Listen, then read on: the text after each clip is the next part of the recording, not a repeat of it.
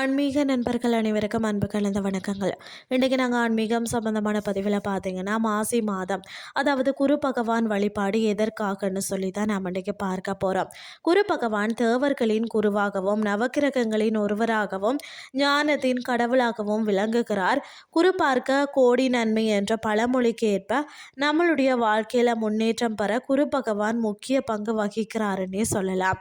வியாழக்கிழமை குரு பகவானை வழிபடுவதற்கு மிக உகந்த நாளாக தான் இருக்கிறது. அதாவது குரு பகவான் ஞானம், அறிவு, புத்திசாலித்தனம் மற்றது நியாயம் ஆகியவற்றின் அதிபதியாக கருதப்படுகிறார். குருவின் நட்பார்வை ஒருவருக்கு இருக்கும் பட்சத்தில் கல்வி, ஞானம், பதவி உயர்வு போன்றவை கிடைக்கும். வியாழக்கிழமைகளில் குரு பகவானை வழிபட்டு மேற்கொள்ளும் விரதம் குருவார விரதம் எனப்படுகிறதா.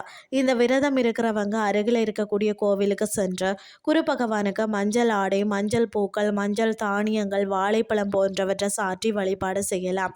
விரதத்தை தொடங்கும் போது பார்த்திங்கன்னா வியாழக்கிழமையில் தொடங்குறது மிக சிறப்பு. வாழ்க்கையில் விடிவு காலம் பிறக்கணும்னு சொல்லி நினைக்கிறவங்க நம்பிக்கையோடு இந்த விரதத்தை கடைபிடிக்கலாம்.